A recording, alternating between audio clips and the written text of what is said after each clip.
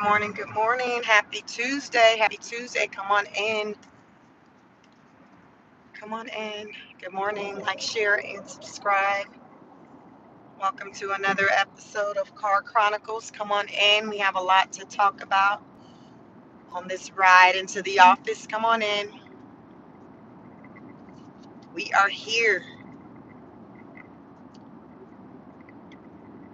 We are here. Today is the 100-day mark of President Trump being in the office as the President of the United States for the second term.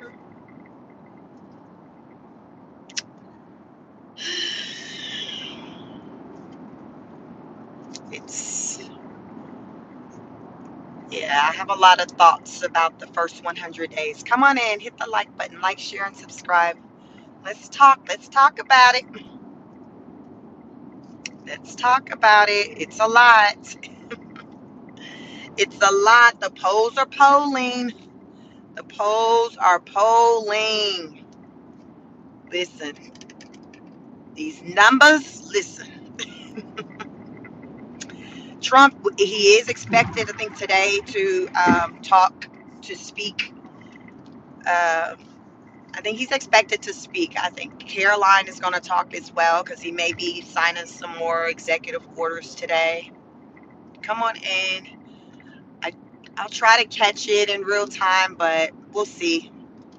If I'm not busy, I'll try to tune in real time to see what the Trump administration has to say about the first 100 days in office.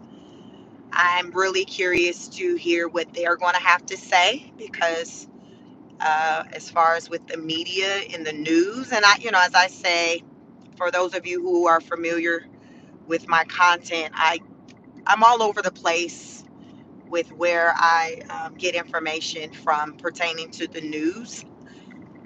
I go to different news outlets, not just one, because I like to hear or just even compare the talking points between the different news outlets. Like you'll have CNN, Fox, Forbes, MSNBC.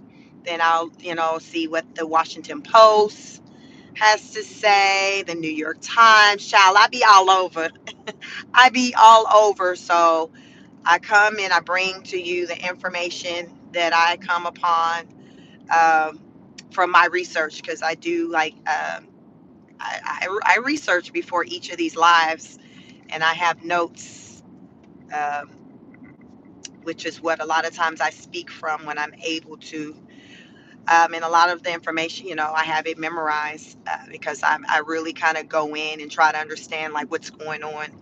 So I have a lot of notes, and my notes is more so, centered around just data, things that's being put out there, some notes from what President Trump has had to say as of late. But I am interested in hearing what he and his administration has to say today. Like, share, and subscribe. So you all make sure you tap in as well, because you need to be informed as well. Don't take my word or anyone else's word. Do your own research. This is what we do as honor students. If you are a subscriber to my channel, any of my channels, I have two. You are an honor student, and we're lifetime learners, and we ask questions.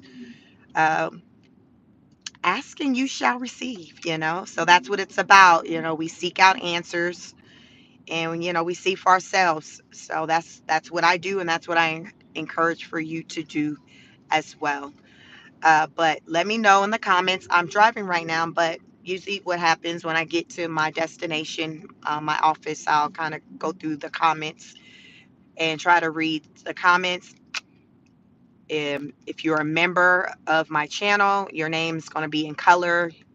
Your comments and things are always priority. My memberships are just $2.99. I have the Temu prices, $2.99. Listen, I'm saying I got the Temu prices. Temu said, listen, Sheik, we're going to have to go up on our prices because your president is playing. The $2.99 that you got used to for them bundles is not going to be $2.99 anymore. So for right now, I have the Temu $2.99 prices. So join the membership, become a political honor student. or simply just subscribe to the channel and you will be an honor student also. Super chat, you can send a super chat, put some color in the chat. It allows for it to pop because it shows in color, and I can see your comment to prioritize your comment. And I think you can probably do that as for as little as $1.99. I told y'all we offer them Temu prices over here. So drop your comment, engage, let me know. This is a temperature check. How are you feeling about the first 100 days of Trump being in office?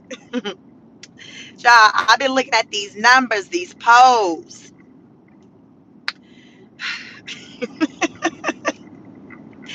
These numbers are going south. They're not going north. They're going south. All of them. All of them. It's y'all listen, Linda, listen. It's not even on some bias type stuff. Like y'all, I told y'all I be tapped in. I be looking in all these different places. And everyone's numbers as far as with the different polls that are taking place. It has his approval rating down. It is. So from that standpoint, no, it's not looking good for the kid. It's not. It's not. It's not looking good for the kid. But we want to talk. I want to talk about it because people feel differently about different things. Like, for example, two big things he ran. I don't know if we want to call them initiatives. You have your immigration situation, and then you also have the economy situation. So those are two different conversations that can be had. They can kind of intertwine, but you have the conversation centered around immigration and his aggressive approach to immigration, and then we have the situation with the economy when it comes to like with the tariffs, the cost on food, these eggs, everybody been talking about gas. So I don't know if people collectively across the board share the same sentiments for both. Me personally, if with looking at them separately, the economy, the state of the economy definitely has my attention, but where I'm like, ooh, my, where I have my clutch my invisible pearls at some moments. But when it comes to the immigration, I'm like, okay, so I don't have as many questions, I guess, when it comes to that. I'm like, all right, then I see what you're doing. Keep up the good work type thing. Uh, but in all, the numbers are just, as far as when it comes to the approval rating, they're down for President Trump as far as in comparison to when he first took office back in January following the inauguration. They've dropped since then. They've dropped since then.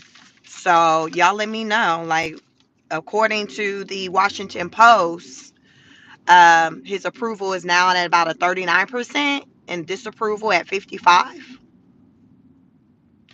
If you were to be polled today, let me know. Drop it in a comment. Do you approve? Do you disapprove?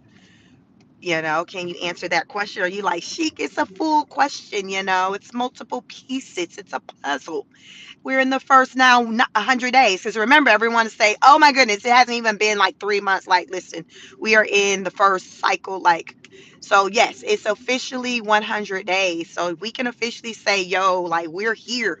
100 days. Y'all know how Trump's celebrating his 100 days with signs in the yard with pictures of illegal immigrants who have these egregious charges against them. Yes, have y'all seen that?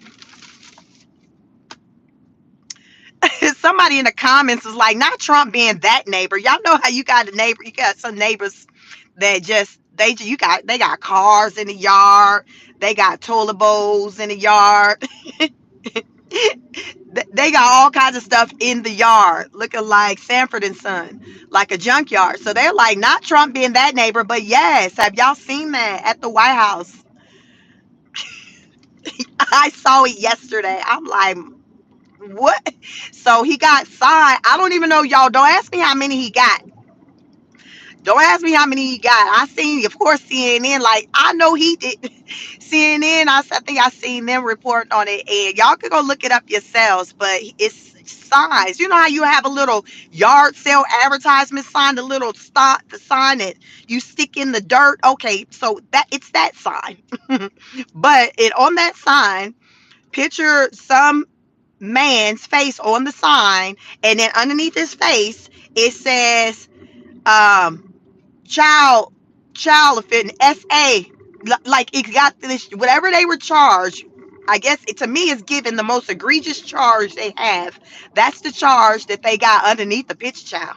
Yes. So normally, you see underneath somebody's picture, it's gonna have a maybe like they name. I don't even think the signs have their names. I don't know. I know it has their picture, and then it has like the charge or whatever the Trump administration is alleging that they have been charged with. Ch- Y'all get into it. I be telling y'all go look for yourself. I don't be making this ish up. So you'll see all these signs in the yard of the people symbolizing the arrests, because Trump is really proud of the record that he has right now with when it comes to the rounding up of illegal immigrants. Over the weekend, Florida, they did a little sting. They had a little name. They called it Operational Tidal Wave. Y'all, how many of y'all heard about that? Let me know if y'all from Florida. Operational Tidal Wave. They rounded up like 800 illegal immigrants over the weekend. Over the weekend, 800 just in Florida. And they did that with the support of the local law enforcement. So clearly, Florida ain't no sanctuary city because they local people helped out. But ICE, when they go to New York and when they go to California, some of these other places, oh, they on their own. They are on their own. If anything, folks, if you in Wisconsin, they let them out the back door. I done told y'all what the judge already done. The judge let the man out the back door. When ICE rolled up, she snapped on them, told him about how she felt about them being in her courthouse. And she took the man and his attorney to her back office and let them slip out the back door. Like, y'all, she was on some ghost power type stuff. How many of y'all ever got into Ghost 50 Cent show? Like, she was on that type of time. Like, she was that judge that a lot of these rappers, these people who be having to go through the system, like they would love to have a judge like her. They y'all think y'all think ASAP Rocky or who was that? Who what was that other one that was here? So we had ASAP that just finished beating the case. Young Thug. Y'all think they would have appreciated Judge Hannah? Because Judge Hannah showed let old boy slip out the back door. She sure did. She sure did. That's the type of judge she is. Then we got another judge in New Mexico. He the type he'll let you stay at his crib, y'all. So what I'm saying is you got judges out here that are willing to risk it all. When I say risk it all, they are willing to risk it all. They are putting their licenses, like they're just risking it all. Freedom, career, like everything. It's crazy. It is crazy right now. So, as of April 6th, there's been 47,928 illegal immigrants held at detention centers within our country. Now, 46 of the detainees do not have like a criminal record. So, what Trump is saying, like, yo, like some of y'all may have interpreted that I was only going to round up criminals, but that's not what I said. I said that I'm rounding up illegal immigrants. So if you are here and you're undocumented, then you are classified as an illegal immigrant. Now, they have prioritized rounding up and going after the ones who have committed additional crimes while being here, but it didn't stop there. They're like, yo, if you're here illegally, that is a crime. So, it seems like a little more than half of them do have some type of criminal record, because remember I said only 46% of the ones they have at the detention center do not have some type of criminal record. So there are a lot of them that do have a criminal record. The top 5 states that do have the most detainees, you're gonna have Texas. Texas got about 12,000 detainees there. Then we got Louisiana at like 7,000. California at 3,000, Georgia at about 2,600, and Arizona at about 2,300. So those are your top 5 states with like the most detainees. I am in the state of Georgia. Y'all can let me know in the chat, what state are you in? Have you taken notice of anything, taking place with rounding up illegal immigrants, things like that? Are you seeing them out and about as much as you used to? I know I take notice of places. So like where I live, picture like a Home Depot or something where you'll see maybe people of Hispanic, descent, like hanging out, maybe looking for work. I don't know, but there's an area where I live where I'll pass by and en route to wherever I'm going, and it's like almost like a parking lot with just random businesses. Most this section, this area that I'm talking about, these businesses are like mostly like operated by like Hispanic, like, because I can tell by the names, like you maybe have the liquor store, it might be a package store or like a Mexican restaurant. And so in this area, I was used to seeing like a good number of like men standing out in the parking lot as though they're like just hanging out, waiting for work. Good morning, everyone. Welcome. Double tap the screen, hit the like button. So I'm not seeing them out there in large numbers like that.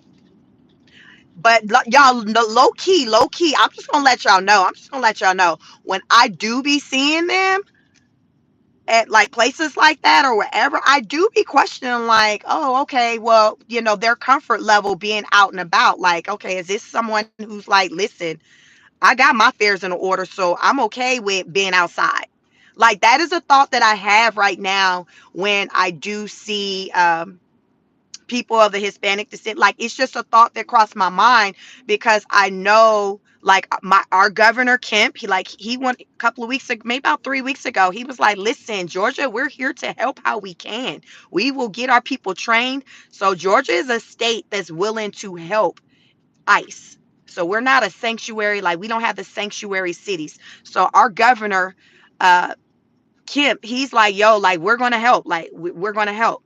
Everyone don't have that same type of energy. New York does not have that energy. They have a lawsuit right now that's blocking ICE from going up inside of Rikers Island, because ICE wants to go up in Rikers Island and just round them up.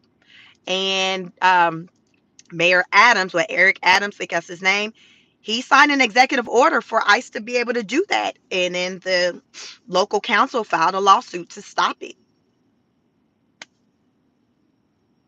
I know California also isn't cooperating, with ICE when it comes to helping them round up illegal immigrants. So Trump recently, like, I think he might have did it over the weekend, or maybe it was today, Tuesday. He might have did it over the weekend, but recently I think he signed an executive order centered around these sanctuary cities. I'm not quite sure the details. You all can maybe let me know inside of the comments in the chat. But I think he signed an executive order centered around these sanctuary cities. So I know a lot of what he's doing is these institutes, like these colleges or um, local governments within these states that are not operating in alignment with these executive orders that he's filing. He's starting to try to go for their money, to put hold on their funding. So I don't know, when it comes to these sanctuary cities, if that's what he's trying to do with them, but there's something going on. I think he signed something centered around the sanctuary cities. If you all are in a sanctuary city, you likely know that you're in one. You can talk about what you're aware of as far as what's going on for your city or state or whatever. But basically, Trump's like, you, these officials, these local governments, these judges, you cannot interfere with what we're doing. This is like what they're saying. And if you do try to interfere, you will be dealt with, which is how we saw last week. I reported on it on this channel, 2 judges being arrested. Like, 2 judges were arrested. A woman in Wisconsin, her name was Hannah. And then there was a guy in New Mexico. You all can look it up.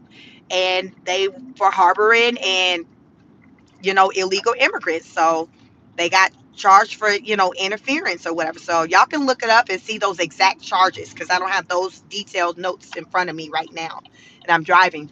But they're like, listen, if you're going to interfere and not work with us, like, you're going to get dealt with, and being dealt with may mean you getting arrested. Yeah, that's where we are. Good morning. Today is the 100th day of Trump being in office. Listen, Trump said he not only running the U.S., he said he running the world. He said that's basically the difference between while he's being president, sitting in office, versus the first term. He was like, the first term, he had haters, people just in the way. But he was like, now, baby, he was like, the team that he has right now, they 10 toes down with him. And he was like, listen, I'm running this country. Listen, child, I'm running the world. Trump said he running the world, y'all. Do you feel like Trump is running the world? Because when I heard that, I got to thinking, like, well, the way he scaring these people out here when it comes to these tariffs, maybe he is kind of running some ish in other countries, because they trying to acquiesce. The only ones who kind of just really doing that hard pushback is China right now. But all these other countries, according to the Trump administration, like, they started kind of hitting his line real heavy when those tariffs were to take effect. So that's when he, did that 90-day hold or whatever, so he can kind of have conversations with people. But I learned over the weekend, Trump said that just this month alone, I think we've made about $16 billion as a result of this whole tariff, with him and these changes with these tariffs. So he's like, listen, regardless of what you hearing CNN say, MSNBC say, whoever, regardless of what these poll numbers looking like, we are getting to the money. He was saying that, yeah, on average, it's about 2 billion a day that we're getting coming from tariffs. But I think the number I saw was like at 15.9 billion already, like, for the month that they're saying that we've made through tariffs. Now, y'all know, folks, you got some people who be like, okay, Trump said. Some people be like, Trump be lying. So I don't know. You all, I'm putting out there, I'm just posting the information from the different outlets that people are putting out there. And Trump's team is like, yo, like, we are making money. Trump, like, yo, we chic. I need for you to tell the people, tell the honest students, y'all, listen up. Trump said we get into the money so good to where we are on pace to be able to just get rid of taxes. Like, y'all know them taxes we be having to pay, them income taxes and stuff. He said we get into it so good to where we gonna be able to get rid of taxes. That's what he said. I'm just telling y'all what he said. That's all I can do. That is all I can do, is come on out here and report the news. I don't make up the news, but I will come to report the news to you. And he said that we're bringing in a lot of money as a result of tariffs. And the amount of money that we're bringing in, it's like we can pretty much like remove taxes, y'all. That's what that man said. That is what that man said. So tax experts are like, well, yo, like, Sheik, peep this. He's saying that, but let's look at the numbers. Let's see what would have to take place for that to even be a thing. Y'all listen up. Double tap the screen. These economists, these people that deal with the numbers, them extra smart people that just be on levels that just I'm not even on when it comes to the numbers.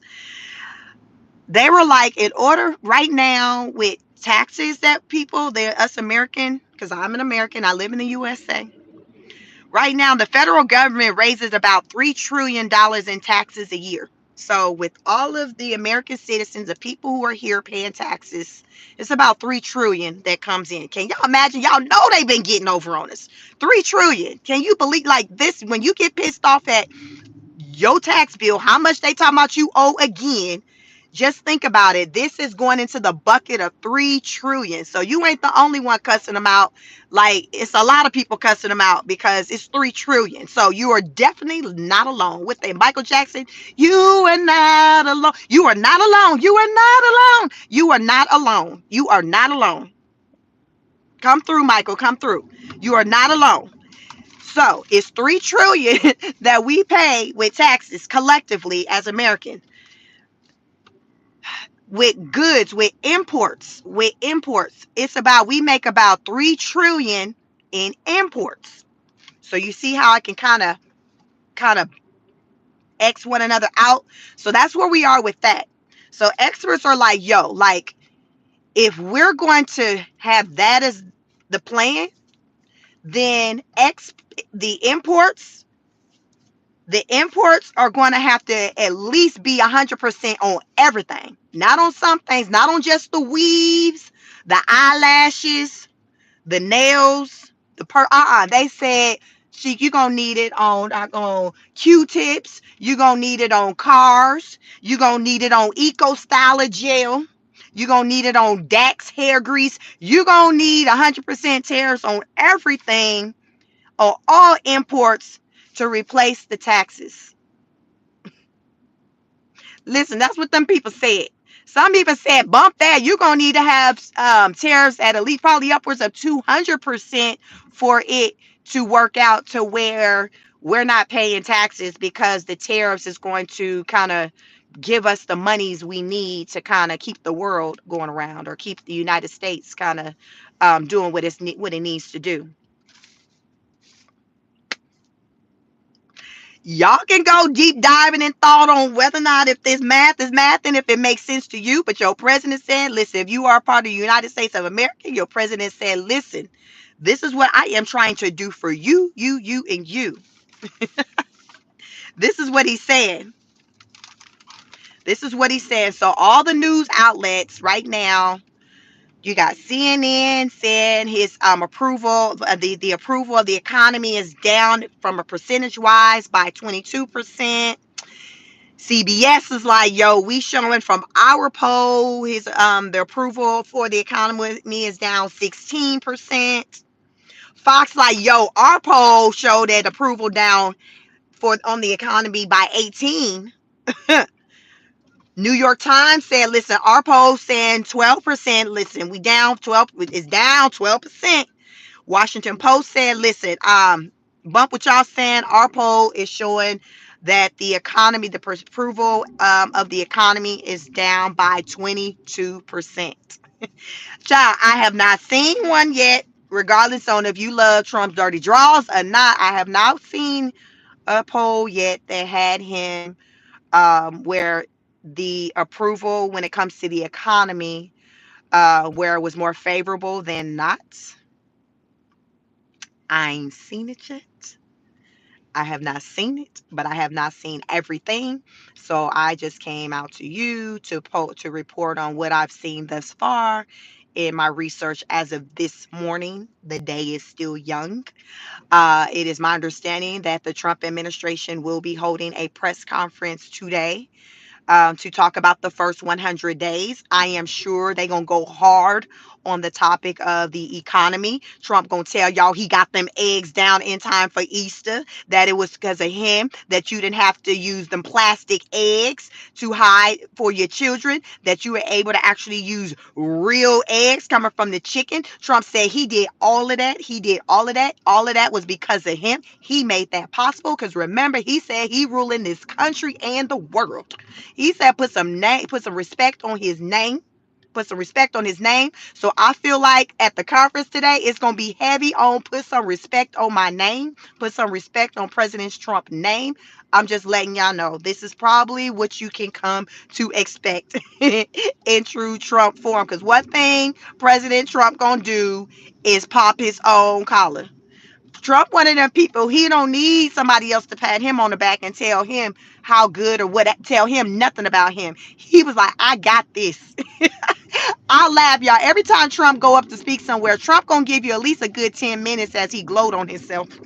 At least a good 10 minutes. So if you need to go to the bathroom, get you something to drink, get you a meal, you listen. Don't worry about missing the first 10 minutes. Trump is feeling himself the first 10 minutes. Not some of the time, all the time. Oh my God. So listen, so definitely expect a lot of that today. If you tune in to hear what he has to say as he talk about the first 100 days in the office. Uh, But listen, people mad. Even the people who make toys are mad. You would think people who make toys, these are happy people. They make toys for children. Y'all, there's this guy who makes toys. He has a family-owned business, and he has filed a lawsuit against Donald J. Trump. Yes, he has. He filed a lawsuit. His company is learning. It's called Learning Resources. His name was Rick Waldenberg. He has filed a lawsuit against Trump saying, listen, Trump, you messing with my bag. You messing with the money, the family money. I'm about to be on the soup line. I'm about to be on Section 8. I'm about to be getting in line trying to get my EBT because my family business cannot withstand what you're doing with these tariffs. We employ 500 people. We can't, listen, Trump, this ain't working. This is not working. So they filed a lawsuit against him recently. They might have filed it probably like, I don't know, maybe over the weekend, because I also seen that on April 14th, there were 5 other companies that joined together to file a lawsuit. So they like, listen, there's strength in numbers. There are strength in numbers. We coming together to file our little lawsuit. So we finna put our little coins together. So they came together. So it's a small, these companies, these are a group of small businesses. It's like 5 of them. I think on April 14th they filed, and they were like, listen, these tariffs are effing our business up. Like we like, it's just, we can't do this. We can't, like sir, you have to be stopped. You have to be stopped. So what these lawsuits are basically saying is that he's out of order, basically, like, so he's overstepping into other territory. For example, when it comes to like tariffs and things like that, they're like, okay, a president um can't do that. That he's going into the he's overstepping into the area that Congress, like, they're like, listen, Congress is to handle all of that. Our business is severely harmed as a result of what he's doing. He's overstepping. He's out of order. It's not in his power to do what he's doing when it comes to these tariffs. This is what they're saying. So they're filing the lawsuit alleging that no, he can't do this. You can't do this. You can't do this. They're saying that what he's doing is severely harming their businesses. Severely. Severely. Now here's the thing. Regardless if I voted for Trump or whatever, but y'all know over here I wear multiple hats. I'll talk about what I'm in support of with Trump, what makes sense to me, and then I'm going to talk about what don't. Welcome to my channel. If you're new to my channel, my name is Chic. My channel is Chic Speaks. Chic Speaks on it. And I just talk about what's going on, with the government, in particular, the USA, which is where I live. And I'll share my opinions on how I feel about what's going on. And from a business perspective, because I have the ability to wear the hat and wear a hat from someone who's running a business, I can understand why there are many business owners who are feeling a way about the whole tariff war, because as many of us have come to learn, majority of the things that we buy, we purchase here in the USA, it comes from it comes from someplace else. It's imported in. And a lot of us, prior to probably these times, I know myself, didn't really give a lot of thought to that. I did it. I wasn't really tapped in or even paid attention or even like cared on that level. And I just started talking politics, really, you all, on this channel, probably maybe February, after Trump not inauguration, because I started to develop strong opinions about the things that were going on. So I decided to just come onto my already channel that I had and just share my thoughts and opinions. So that's how we got here. You're new to my channel. But I can certainly understand why there are many business owners who are feeling a certain type of way about what Trump is doing. Now, I also understand what Trump is trying to do as far as with shift things, with taking us back to a place where we're making like our own products and things, where we're not relying so much on just outside resources. What they say, teach a man how to fish, he'll feed himself forever. So I understand the shift that Trump is trying to make or wanting to make when it comes to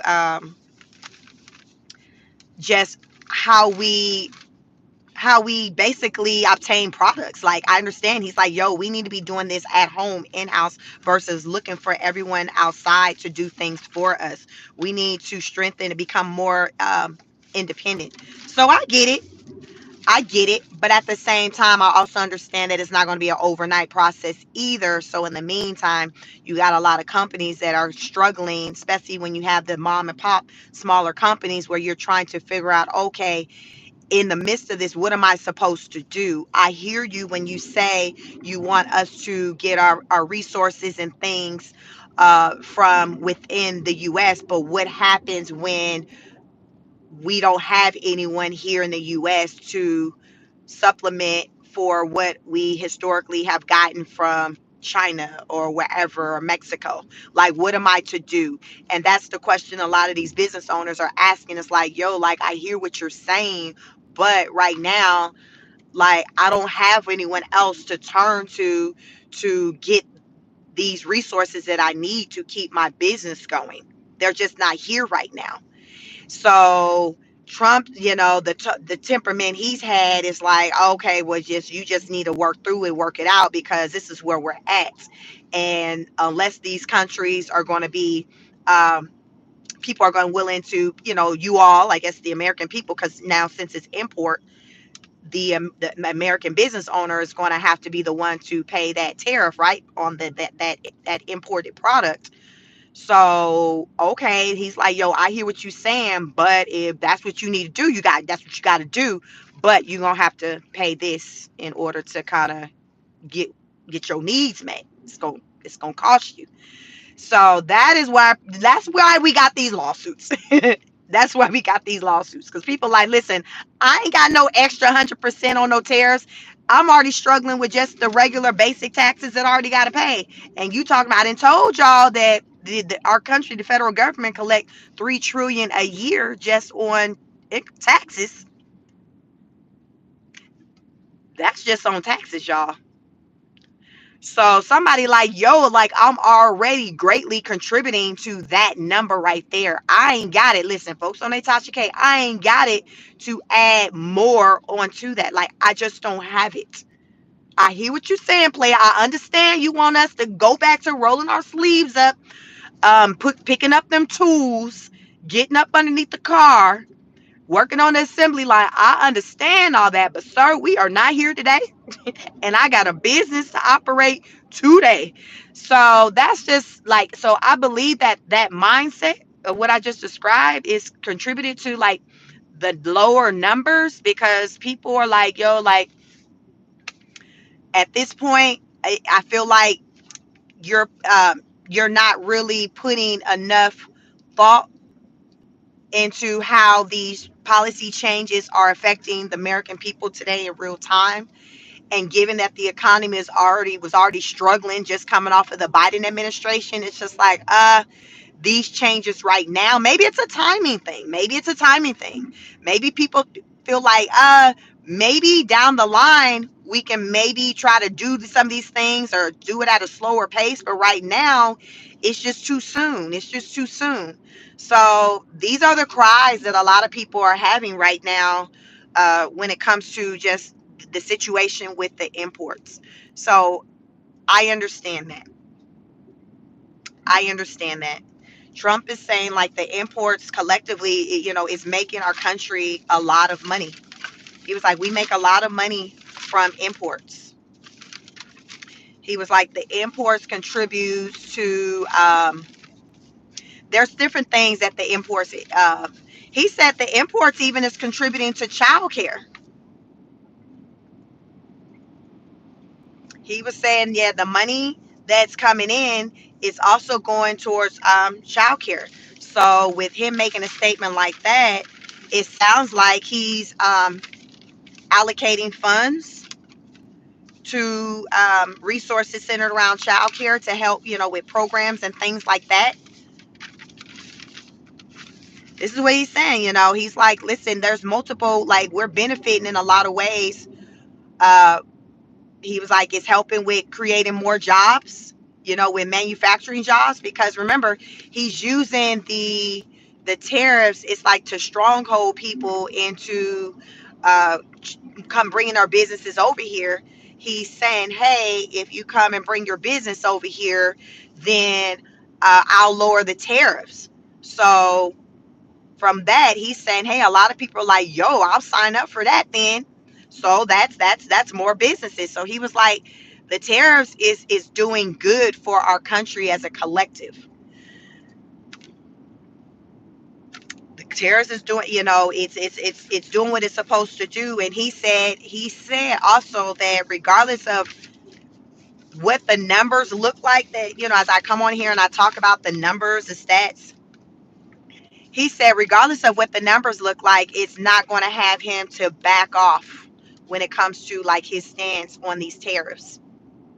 He's still going to continue to do what he's been doing as far as with using the tariffs as a negotiation tactic, and the change in numbers as far as with, the, I guess, his approval rating, or even, I guess, the state of the economy. He's like, listen, I'm not backing off. I know this is going to work. Rock with me. I'm going to continue to push through with these tariffs, with getting people to pay these tariffs. He's like, hell, listen, he even saying the tariffs is having an impact on lowering the food prices. Now, I've been seeing a lot of people, they're out there doing content, showing themselves going inside of the grocery stores, taking notice of the increase on food pricing, taking notice on just the shelves looking very bare. Someone went in Walmart. I haven't been in Walmart in months, so I don't even know what the shelves in Walmart is looking like. Y'all can let me know, what are the shelves in Walmart looking like, because I seen someone just a day ago, they posted a video. They went into Walmart and it was like very scarce, like empty shelves, not much chicken. It was more beef, but the rationale behind why there was probably more beef is because it was more expensive than the chicken. That, the beef that the person was looking at was like $24, 15. It was just priced higher than like your chicken would be priced. So the chicken was nearly gone. The milk was just barely there, and the person took notice of just the price change with just products that, like tea and flavoring for, your water, things like that. The price change, the price increase on those products. Have you noticed the change? Are your shelves looking different in your stores? Because a lot of truckers have been getting on the internet talking about how they're feeling it in their work, where they're not hauling as many packages and things to these stores. So that to me makes sense when I hear someone say, hey, the shelves are kind of looking bare.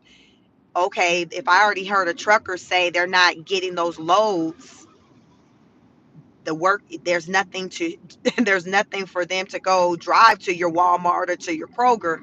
It makes sense to me why people are seeing the shelves look the way that they are. Makes sense to me. So take notice of what you're seeing in your stores. When in my local stores, I went into the store over the weekend.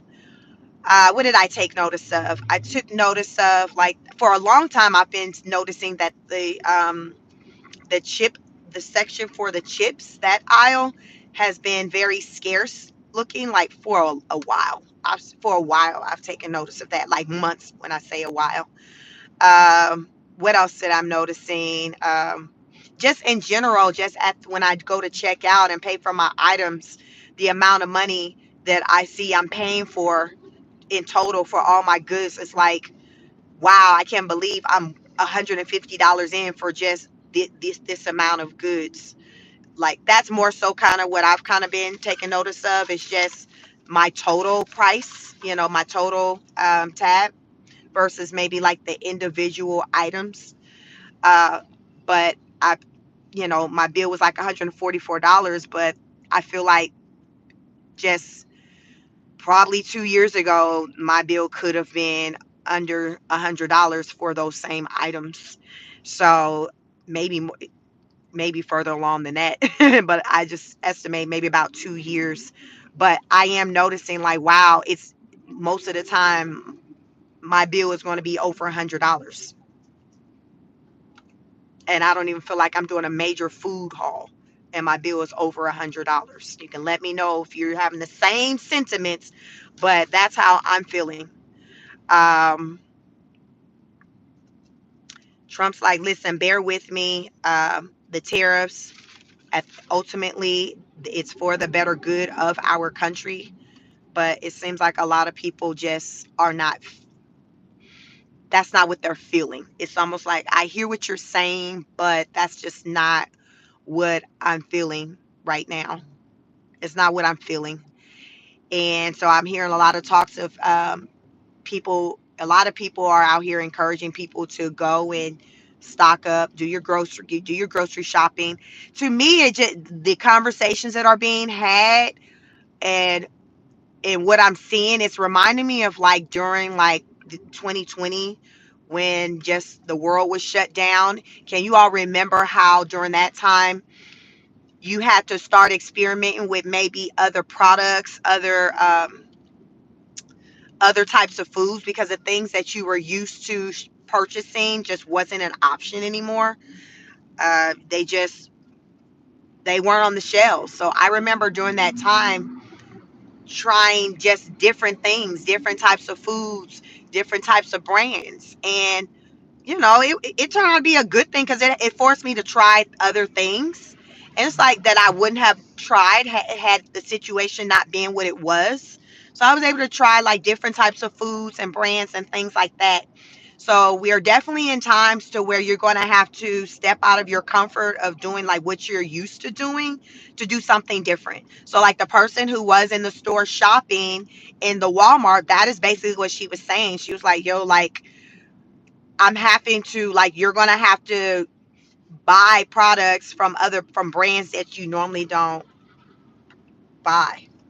If you're wanting something, you're gonna, because you're likely not gonna see it. Like she was in the milk section and she didn't see the milk that she normally purchases, so she had to buy a different, something different. This is what I'm talking about. So most of us seen, know, experienced this during the pandemic, so you know what I'm talking about.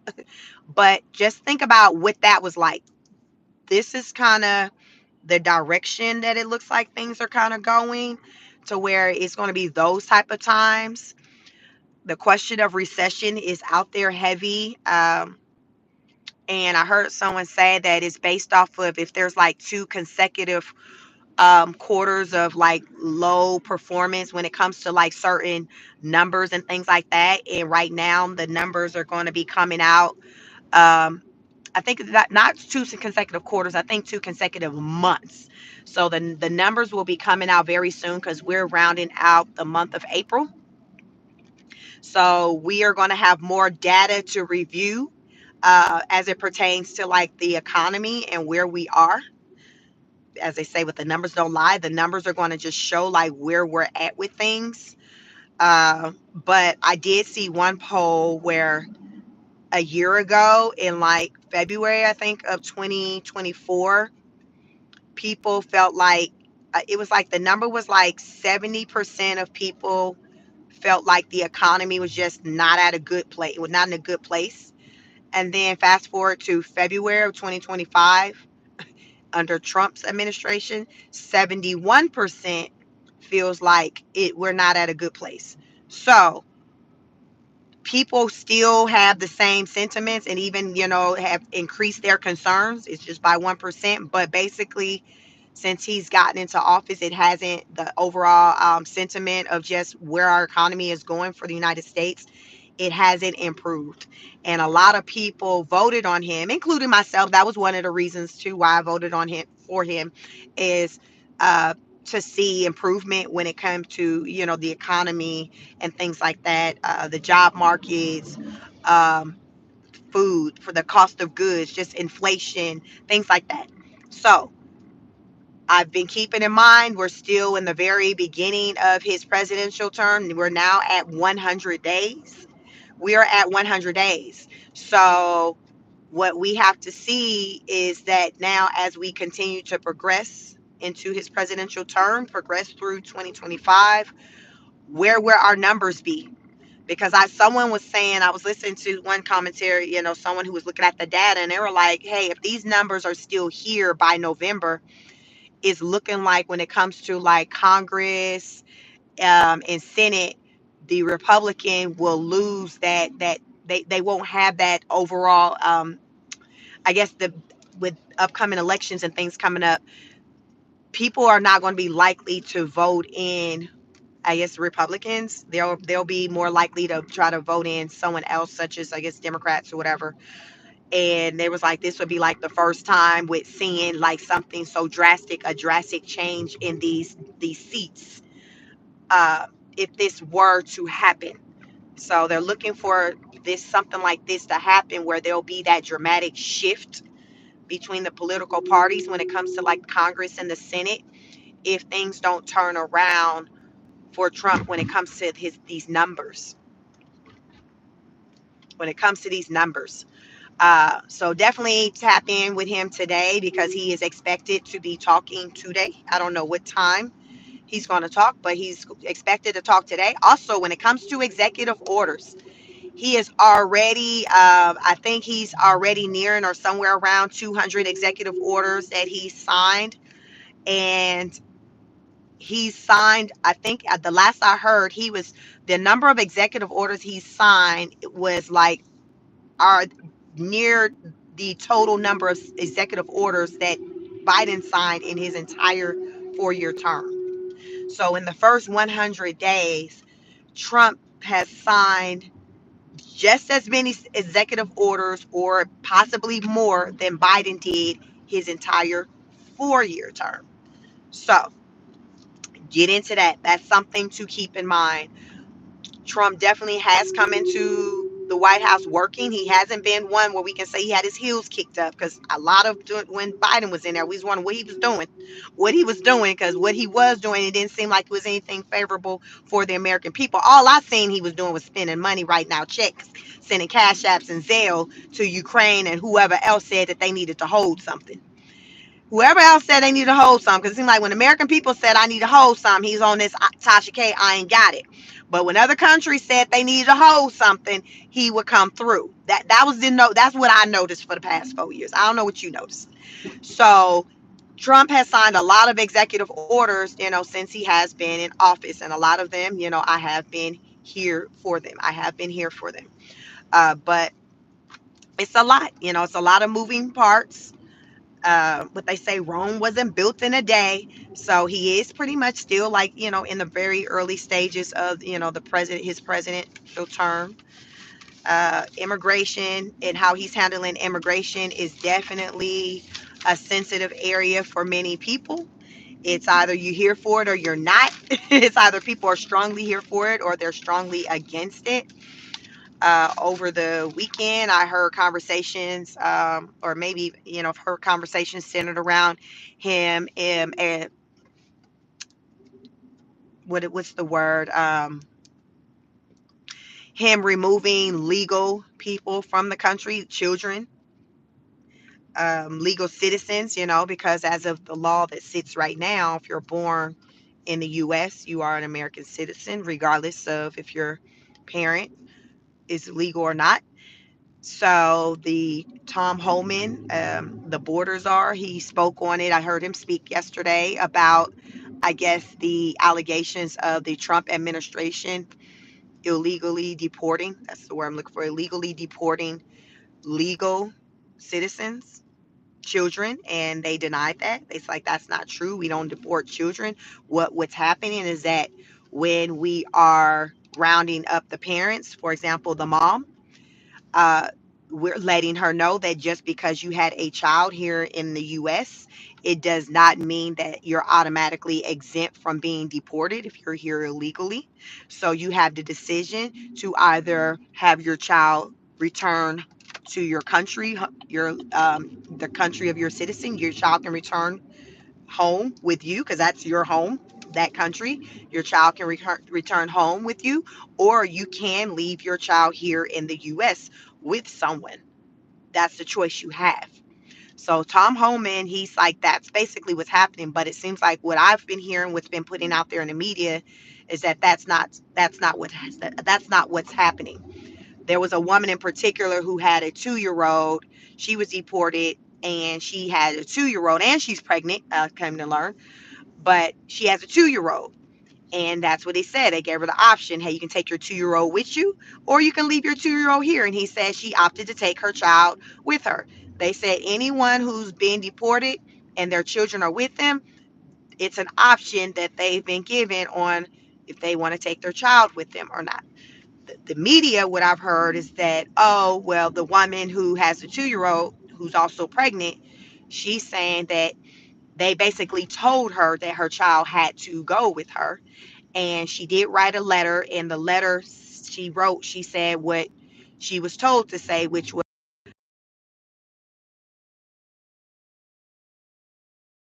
my child is with me. But she's saying she wasn't extending the option for anything other than that to be the outcome.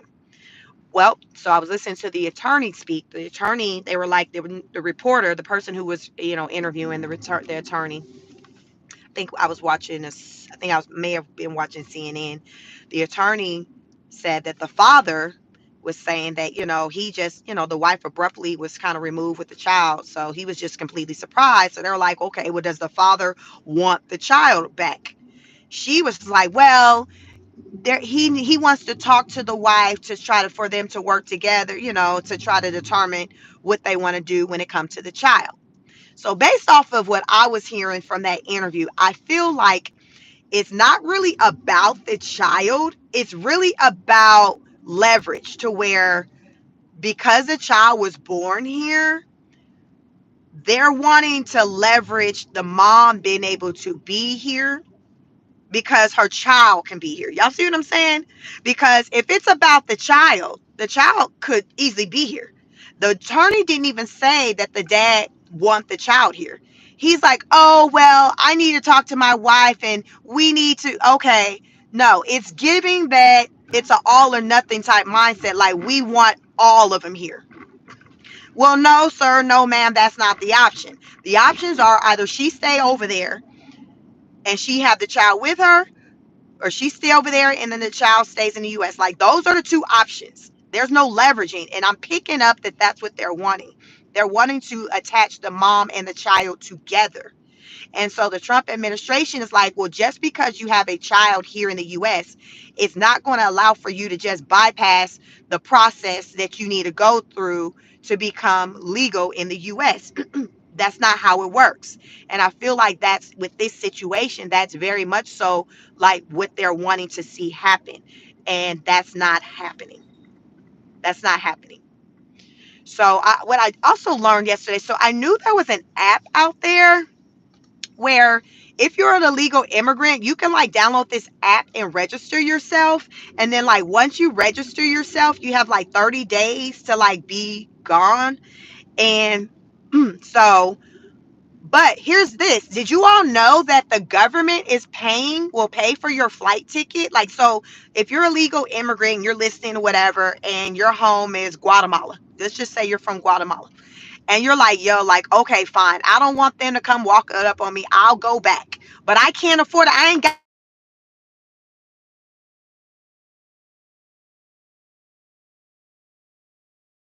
to get back home.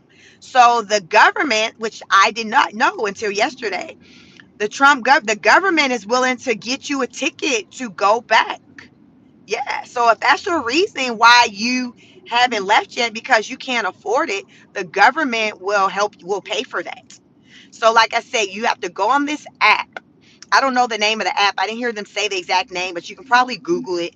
But it's an app that was created by Elon's team created it because they were like, I think they went to the government or whatever to say, hey, we need this app. We want to create this app.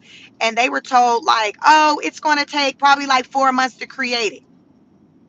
They went to Elon. Elon was like, oh, we got you in 24 hours. Elon created that app, y'all, in 24 hours. So, like I said, the app is designed for the illegal immigrants to go out there, register themselves, uh, be gone in 30 days. If I guess they need help or resources or whatever, they can let that be known. But if they come to learn that you're still here after the 30 days, every day that you're here, you're fined. It was something crazy amount, like $900 or something.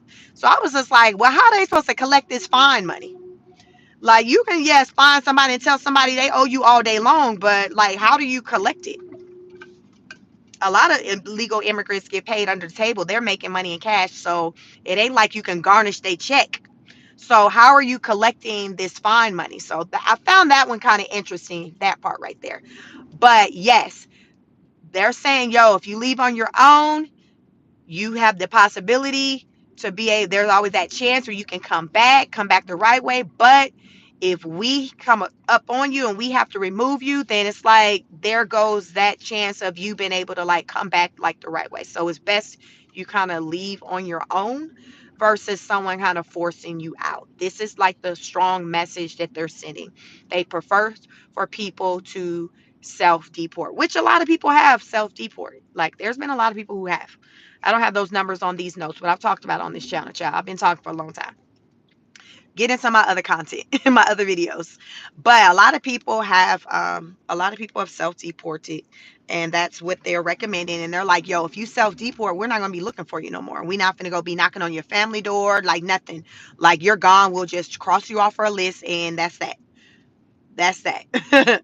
So that's the highly recommended way that they're wanting people to leave the country.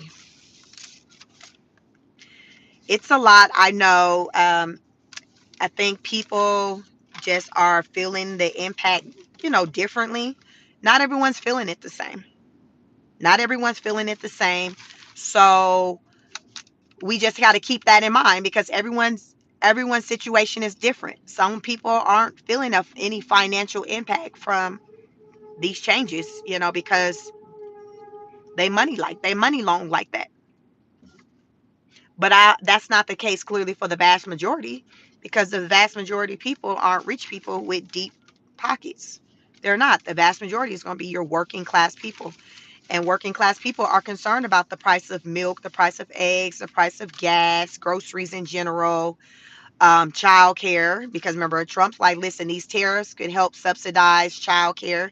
So he has plans for, like, with this money that's coming in, to where it's not just going to be money just sitting there where government officials are just going to line their pockets with. He's like, yo, like, this is going to be money that's going to go back to the tax paying, the American people who pay taxes. This is what he's saying. This is what he's saying. So only time will tell if these things hold true, right? That's like with anything. You hear what somebody has to say. I come out here, I report the information. I'll give my opinions on the things that are being reported. But at the end of the day, we just gotta see what happens, right? We just gotta see what happens.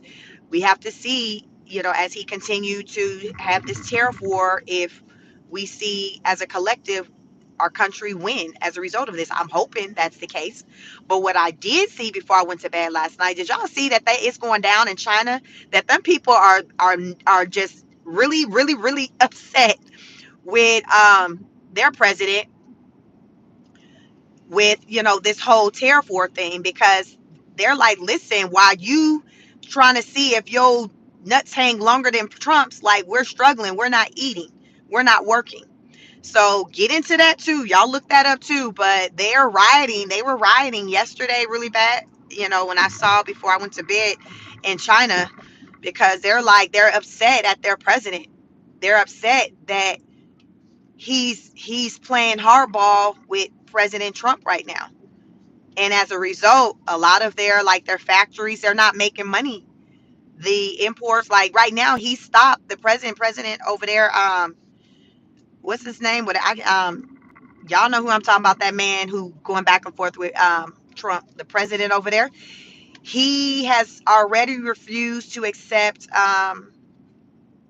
Boeing planes, because normally it's China planes. They'll get the purchase their planes from Boeing, the company here in the US. And he's like, nope, we're not buying the planes. Y'all, right now we with the rich are we're seeing the rich fight against each other. So I call it catching strays, when the regular working people, we're feeling the effects of it, because the president of China, he got deep pockets. So he's like, he can play this game with Trump, as far as with saying, no, I'm not going to do this, I'm not going to do that, you can't make me. He can do that all day long, but his people are suffering. Y'all go on the internet, go on Shador Sanders internet, go out there, you will see that the Chinese people are really like going in the streets. I think somebody even lost their life. Y'all, it's crazy. People cutting up. People are cutting up in China. They're upset because their livelihood is on the line. And they're like, listen, like, President, you need to put your pride aside and work something out, because we cannot continue to do this the way we've been doing it. Like, we can't. We're suffering. We can't put food on the table. We can't take care of our kids. Like, we can't. Child, the doggone numbers for having kids I was seeing is already down in Japan and the US. People aren't having kids like that anymore. How many of y'all in this chat are child free or don't plan on having kids? Or maybe you got one and you like, Sheik, I ain't got it. I can't afford to have any more. A lot the people under 30 aren't having kids. And I truly believe that is largely because of like the economy. People can't afford it. Child care is crazy. People aren't making the money like that on their jobs to make up for, to add the extra additional monies that it will cost to take care of a child. So people like, F it, fine, I just won't have a child. I just won't. Because y'all, I have 3 kids. My kids are like, one is an adult, 2 of them are in high school. But like, with everything that's going on right now, I would not feel motivated to have a child right now. I'd just be like, I guess I just won't have, because I'm the way my brain works, I'm very logical, and looking at just with the numbers, the cost of things, it doesn't make sense to me. And so I would just probably be like, nah, I'm good. I'm just not gonna have a kid. So for those who have made the decision to not have a child, I'm not mad at you. But I know who is mad at you. The government mad, because right now we're not trending in the right way for the growth of our country based on the birth rates. I guess when they look at the number of people that it's going to take to, keep things going, we're going down, we're not going up. It's been going down for the past couple of years, and our growth rate it needs to be at least, I think, year over year about a 2.1%, and it's not. It's like a 1 point something, like it's low. So, and it's been low for a little bit, like I think since 2023. So there are people concerned. Y'all saw one of the executive orders that Trump had signed was centered around IVF and making that more affordable. I think having it to be a part of like a covered benefit for insurance, for your insurance at your place of employment. Because I know from what I've seen over the years, all of the companies except for who I work for now have never offered like a service like where they will offset like with the costs and or cover like the IVF, in vitro fertility. But now more companies are starting to increase the amount of money that they will pay for that service. In the past, companies will either maybe not even offer anything, or it be just a small amount towards it, versus like there's been some companies that will pay for like all of it. So Trump is trying to, I guess, encourage people to have kids by lowering, or trying his best to offset the cost of that service, because a lot of people don't have money to go to the doctor to get help with fertility and things like that. I've known people who have had issues with fertility, and it's not cheap.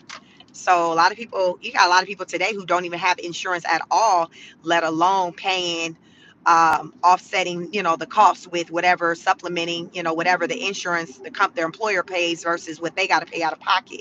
There's a lot of people who just don't even have an employer to help them pay any. So they're wanting to have a child, but they don't have $30,000 or however much it's going to cost for that experience.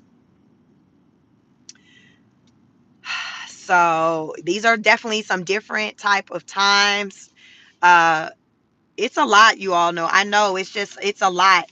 So it's a full question, when someone, when we talk about, at least for me, at least is Trump's first 100 days, and the how I feel about it. It's just a lot.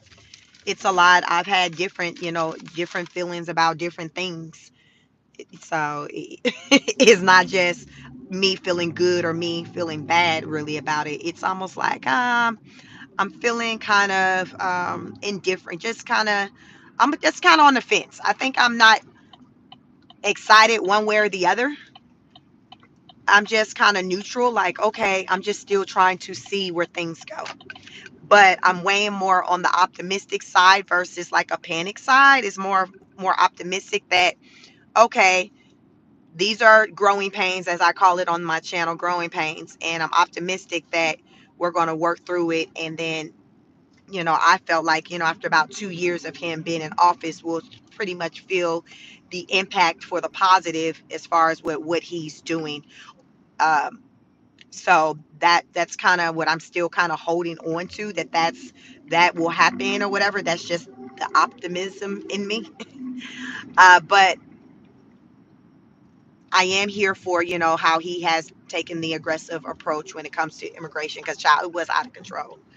It was out of control. It was out of control. So right now, our borders are definitely under control. They're no longer out of control. Our borders are under control. The Trump administration is just still aggressively just trying to remove the people from the U.S. So they've kind of stopped the bleeding when it comes to the people coming in. Now it's a matter of, okay, let's focus. We're focusing now heavy on removing the people. That's like, because it's twofold. We got to stop them from coming in, and then we got to get them out. So I think that so far they've been doing a pretty good job when it comes to that. So I am definitely happy about that. The economy part, that's the part where I'm like, I'm still trying to just see how this plays out, and just still hoping for the best, that things do become favorable for the most of the American people, the working class people, because I do see why people are concerned, and they have reason to be concerned, rightfully so. Everyone has a reason to be concerned about what they're concerned about. Even these people who are suing him, these business owners who are suing him, I'm not mad at these businesses that are suing Donald Trump. I'm not mad, because I do understand, and they're like, yo, like, our livelihood is on the line. We jobs. Remember, I said one of these businesses, the toy store business, they employ 500 people. So if that business suddenly can't do what it needs to do, then that's hundreds of jobs that can very well be lost. So I understand that aspect. That's I get it. That's a lot of jobs. So that's more people who are going to be at the unemployment office in the line. That's already wrapped around the corner. That's already wrapped around the corner from what I've heard. So I'm not I don't advocate that for anybody. I've experienced being unemployed a couple of times from layoffs, like, so it's just not something that I advocate or wish on anyone. I think that our country,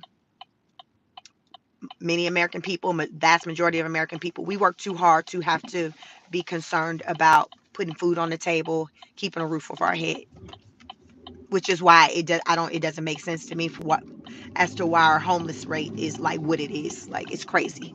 Like, this country, I done told y'all, just from taxes alone, our country bring in $3 trillion just in income taxes. Then tariffs, another 3 trillion. But why is our homelessness so crazy if we get into it like that? That's it. It be that for me, y'all. I be trying to make sense of it. Be that for me, because our country is definitely bringing in the money. We're definitely bringing in the money. Hell, we know we're bringing in the money because we can give places like Ukraine trillions of dollars in multiple increments. So clearly we get into the money. But I know they say that we be printing it too. So I don't know. That's probably gonna be a whole nother live, y'all, because people always say, listen, US is not above going into the lab and printing out a few dollars. Printing out a few dollars. So yeah. Good morning, good morning. Double tap like this is episode of Car Chronicles. Welcome. If it's your first time catching one of my live chronicles. I do a car chronicle when I drive into the office a couple of days a week. I don't go into my office very often, but when I do, I choose to talk with you all en route. It just makes for a more eventful ride to work with traffic. Now, this is the time where, depending on where I park, where I may or may not lose reception. But now that I'm parked, I'm going to try to read some of your comments before we get out of here. But good morning. Thank you for joining me. Make sure you like, share, and subscribe so you know when I go live. Let's see. Good morning, virtuous woman. Like, share, and subscribe. Um, hey, George, you say, are you anti-Trump? No, no, I'm a Trump supporter. Mm-mm. No, I'm a Trump supporter. I voted for him. I voted for him the last two times he ran. But on my channel, I talk about just everything that's going on with his administration and the things that I'm here for versus the things that I'm not. So I'm not here for everything that he does. I'm here for a lot of what he does, but not everything. So on my channel, people pretty much pick up that I'm kind of neutral. Like I'm a supporter, but I don't. I'm neutral with my opinions. Like if it don't make sense, I'm gonna talk about it. If it does, it does. To me. So I'm not a supporter in everything that he does. I'm not a supporter in everything anyone does because everyone's not going to always make you happy with the decisions that they make. But it doesn't mean that you don't support them. It's just that you're not in support of that particular decision. So that's where I'm at with Trump. But I'm in support of his, with immigration, how he's handling that. But when it comes to like the jobs, like how with how a lot of people have kind of just abruptly kind of lost their jobs, that's been something that I hadn't been like kind of here for with how he did that, just the tactic with how he did it. Detroit says 25% of our taxes goes towards paying the nation's interest on debt. Let's be 1% goes towards SNAP, Medicare, and Medicaid. Uh, America says she's MAGA, but she's careful, not blind. Yes, I like that when you say careful but not blind. I'm not blind. Like, yeah, I know how to read the room. I know how to use common sense and discernment when something makes sense, when it doesn't. So I'm a supporter of Trump, but I can also see how those who are impacted by a lot of, his policies and tariffs and things, how it can impact them and their livelihoods and their businesses and jobs. Like I'm going to speak on those things and recognize that that is a issue because I mean people got to survive. So as I say, as the rich battle it out, the leader of China, President Trump, as they battle it out, these are rich men battling it out. And then the working class people, the American people, the Chinese people, we're kind of sitting on the sidelines, just waiting and seeing what happens and being impacted by what's happening from, the fight. And so I talk about that on this channel, the impacts of us as we watch the rich duke it out, because that's kind of what we're doing. We're just watching the rich duke it out. Dee Dee says it is too easy to be homeless and not get a job. I feel deeply for those that have no choice. However, I am sick with those that choose to be homeless because they refuse to work. Right, Dee Dee, it's like a double-edged sword. I think it's a combination of both. I think you got some who choose to be in a situation, but then I think you have a lot who struggles with not having resources, having a helping hand, a place to go, like, adequate programs and things like that. So it's not cut and dry, but that's just most things not cut and dry. And I think a lot of times people talk about things as though it is. And I just happen to believe that most of things aren't cut and dry, just like people aren't. That's why, like, psychology, my background. So for those of you who are new to my channel, welcome. My name is Sheik. My background, I have a master's degree in clinical mental health counseling. So I talk about a lot of things from the psyche, from a psychological aspect, mind, body, and soul. These things that are happening in the world, like, they're having an impact on us. So with psychology, you're going deep. It's not black or white. Like, so by nature, I go deep. I ask a lot of questions. That resulted in me going down the path of, getting education in the field of mental health, because it's right up my alley with what I naturally do anyway. I ask questions. I understand that what we see, like, it's surface, it's cause and effect. So we can't just focus it's on, oh my God, like, gas $5 a gallon. I'm that person, like, okay, why is it? Let's get to the root of it. Like, I'm a root cause person, and everyone isn't root cause. A lot of people are just surface. And so that's not me. I'm a root cause person, because you got to get to the root cause. If you really, really want to get to a solution, you got to get to the root cause, because you got to fix that. So therefore you can get a different result, because the definition of insanity is doing the same thing over and over again and expecting a different result. So that's why on this channel I advocate asking questions. Ask questions, because we got to really get down to it. We have to get down to it. So right now, like I say, the rich, the elite, they're duking it out. They're fighting amongst each other. We, as a working class people, we are on the sideline watching the fight, hoping for the best, hoping that it works out for us, because we don't really have a say in the fight. You see what I'm saying? We're the little people. We don't have a say. We're not controlling what Trump does, whether or not if he wants to do 10% tariffs, 100% tariffs, 145% tariffs. We have no say in that. We're just sitting on the sidelines having conversations. Child, we on a wing and a prayer, hoping for the best. And this is what the Chinese people are doing too. But listen, Chinese people they like, listen, Americans, y'all calm with this ish. They out there fighting. They're not handling it as well as I've seen the American people have handled it. Most of the time when I see, meetups and things like that, people are getting along, and it's not any fight, it's nothing crazy. But in China, what I saw last night, people going ham, the police trying to hold people back. I think my husband mentioned, I think that was maybe a casualty. Like, excuse me, people are like really going crazy, but this people are fearful. This is what happens when people become scared and afraid. It creates distress. These people aren't feeling secure. So they're panicking. This is what panic mode looks like. And I don't feel like for the US, we're there. We're not in a panic mode. Um, I don't really feel like we were too bad in the panic mode in the pandemic. It wasn't, it was probably worse than now, but like, we're not there yet. I would say the pandemic was like the worst of the worst, folks fighting over toilet paper. But what I was seeing in Canada, it was like on some other type of stuff. Not Canada, China. What I was seeing in China was on some other type of stuff. So definitely look into that. See what's going on in China and how the people are wilding, because they're like, listen, they're really upset at their president, their leader. They're upset at their leader, which I understand. They're like, listen, we can't keep doing this.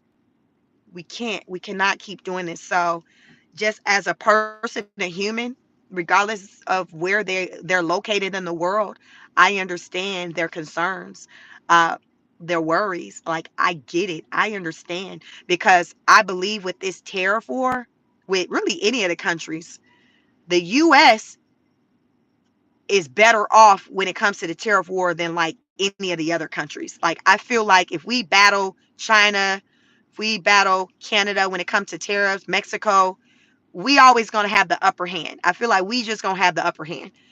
So, but these other countries, it's just like, They don't have as many like the resources that we have to be really playing a game like that. It's just like we ain't got. It's like the Chinese people saying to their president, like, listen, we ain't got it like the US. Like we ain't got it like that. So we can't be trying to flex like that. We just don't have it like that. You may want us to have it like that, but we really don't have it like that. So I'm gonna need for you to act like that, act like you know that we don't got it like the American people like that to really be flexing this hard. This is what the Chinese people are pretty much saying.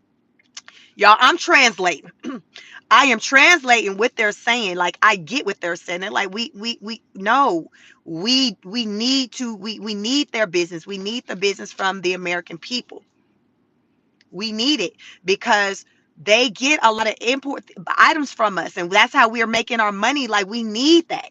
Even though here we don't have a lot of their stuff here, but we rely on sending our products over there. We make money off of that.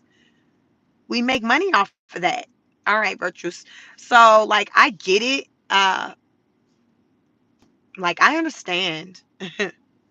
American said subscribe. Love the way you think. Gotta go. Want to hear because you actually get it. Gotta go. Thank you so much. I get it. I'm not one to be boxed in.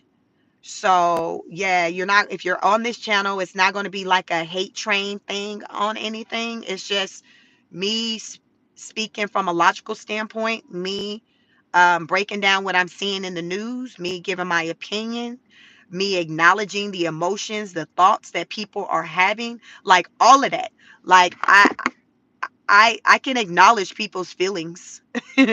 Like regardless of red, blue, whatever color you wear, listen, whatever gang, whatever you roll with, I can acknowledge like people's thoughts. Like, that's what I do. Like I can do that very easily. It's not hard for me to do that.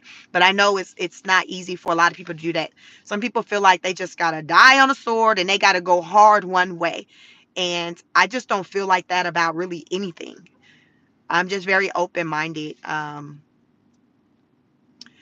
just very open minded about just, what's going on in the world. And I come out here and I share my opinion and I create an environment, allow an environment for people to come and provide their opinions as well. Respectfully. Respectfully. That's what it's about.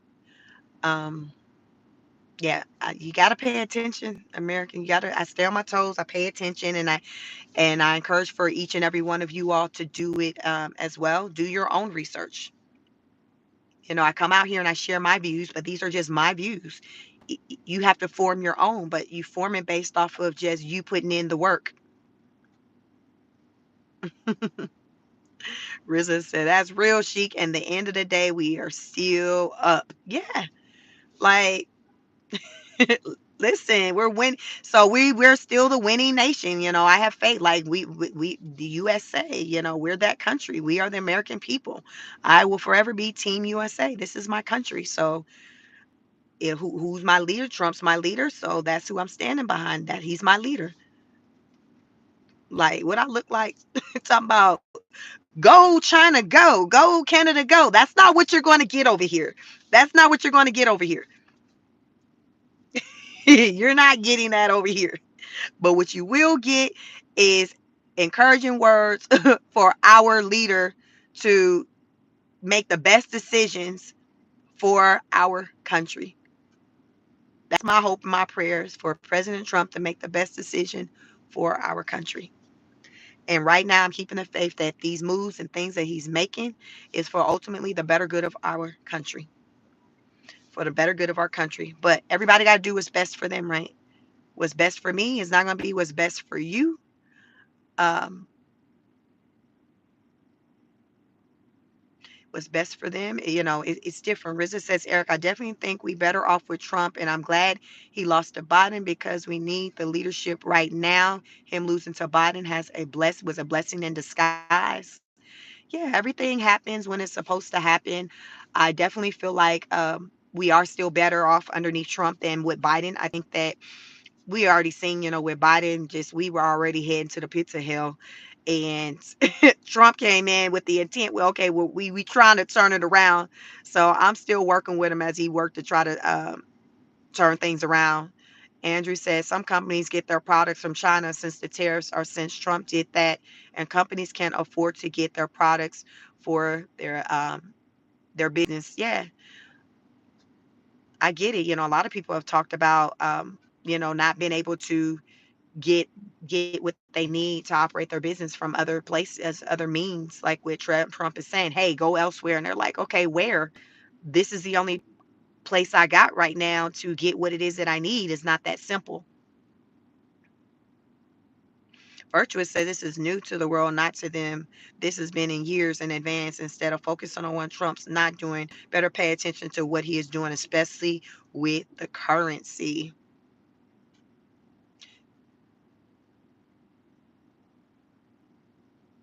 Yeah, Riza said we can't have a baby boom or single mothers. It would eventually hurt us if this is the case. 500 a baby for married couples only. Yeah, the numbers are down. The average cost, Detroit Coalition said the average cost of raising a child is around 20,000 a year. That 5,000 isn't a good offer. I'm with you on that. Roswell says 5,000 to have a baby. That is not a lot of money. Promise to pay for a college fund later for that child. $5,000, child. You can your child child care. Let me see. So when I left off at paying child care, I was at, let's see, 1,000. Let me see. So 1,000 a month. When I left off on paying just anything centered around private school, child care, whatever, with my three kids, at that time, I was at about 1,000 a month. So what, in 5 months, like that's over with? Like, okay, what we finna do after that with raising this child? Because I'm already done with the 5,000. I done already spent that, so no, that's nothing. It ain't enough to incentive to have me to want to sign up to be a parent. Mm-mm. Because this progress isn't linear. Obama only had 8 years. You think that's enough time to undo everything and make all the needed changes? Obama, listen, child, don't get me talking about Obama. Obama didn't do nothing for the people. Obama benefited the people from the community, the LGBTQ. They benefited heavily um, during Obama. That's when same-sex marriage came. But as far as like most people, the rich, got richer, but I didn't benefit. Riza says, I know if like $5,000 per kid think might need to be married couples. Yeah. Look, to be real though, Obama was going to be the greatest thing for us. We had 8 years of complete BS. Yeah, no, Obama definitely wasn't a great. He was better than Biden. He was better than Biden, but I think even Trump's first term was better than both of theirs. Which is, I didn't vote for Trump the first term. I wasn't a Trump supporter. That year, I voted for Hillary. I was actually Bernie Sanders supporter. And when he didn't get the nominee, the Democrat nominee, and Hillary Clinton did, I voted for Hillary Clinton with the mindset of the best of two evils. That was legit my mindset because I did not like her, but I did not like Trump. So I voted for her. And when Trump ran the country, I was like, okay. And when it came time for him to run again, I felt like he did a pretty good job, and I was going to vote for him again over Biden because I wasn't in support of Obama and how he ran things, and Biden basically was following suit with that. So that's kind of how we got here with how I started to vote for Trump because I didn't like what the Democrats were giving. Have y'all seen that? Like, there's been like three Democratic politicians just since this year, the top of the year, that have stepped down from the and left the Democrat Party. A lot of people within the Democrat Party are not happy with how things are going. Listen, so they're walking away. Now I don't know if that's automatically meaning that they're stepping to become a Republican because I'm not even Republican. I'm conservative. I'm independent.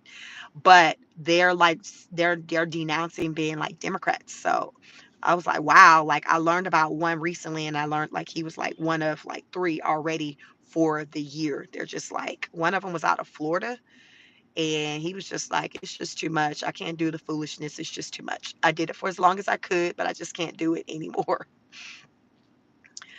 Dee Dee said the government needs to get rid of bankruptcy laws. Yeah. Um, Dr. J says they are probably becoming an independent. Yep, that's what I am. That I became an independent when I voted for Trump for the first time. Yep. Prior to that, I was a lifetime. I'm only 44, but I was a lifetime Democrat. That was just what. That's all I knew. Like many people who look like me. We're told, oh, you vote Democrat, you vote for, you vote for, when Obama ran, you vote for somebody that looked like you, identity politics, all of that. I was doing all of that. When you know better, you do better. I was doing all of that, teaching my kids to do all of that. Like, so I get it. I understand. Like, I understand. We didn't get here overnight. So it's not going to be overnight for many of us to kind of undo our way of thinking. It is what it is.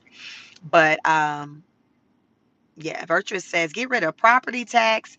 If I pay my house off after 30 years, why should I still owe it? I don't care what they say. The taxes covered. Find another way to support. I agree. I'm here with you on that, Virtuous. And even the Governor DeSantis in Florida, he has the same sentiments, and that is what he's working to do for the Floridians, to remove property taxes and to have basically taxes paid for by visitors, people who visit the sunny state of Florida. So unless your primary residence is Florida, you would pay, property taxes or whatever.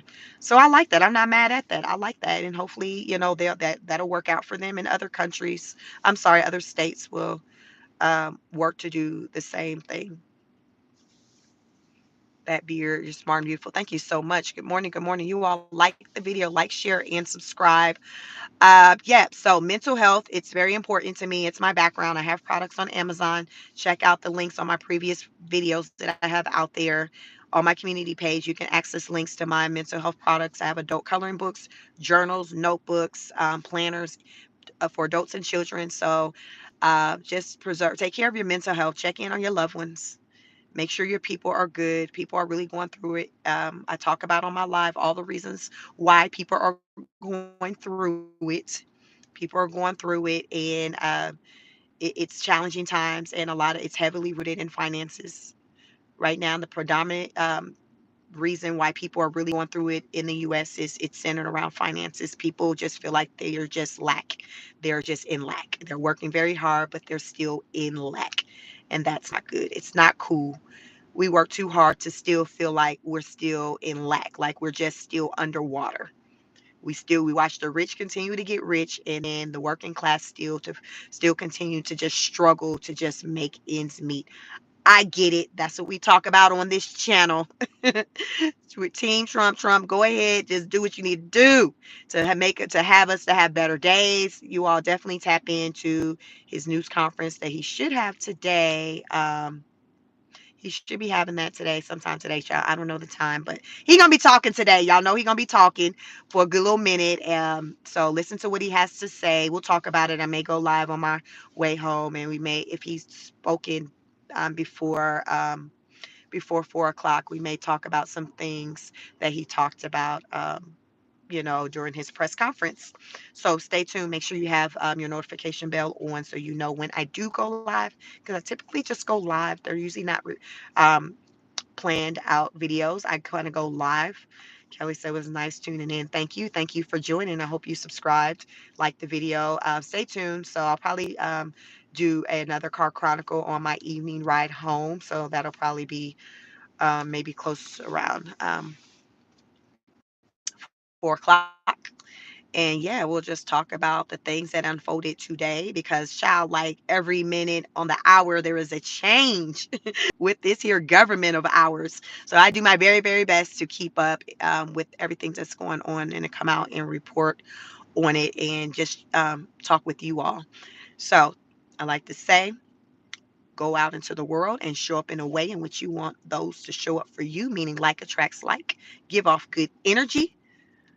Give off good energy. Check on your loved ones. Take care of yourselves and one another. Heavy on the taking care of yourselves.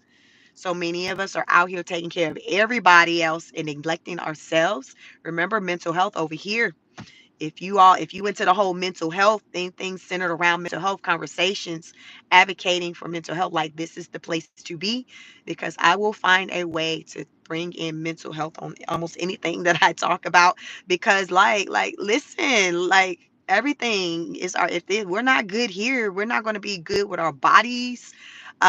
Just nothing, like everything is just bad. Everything is just bad when this is not good. Everything is just bad. Everything starts here. Everything starts here.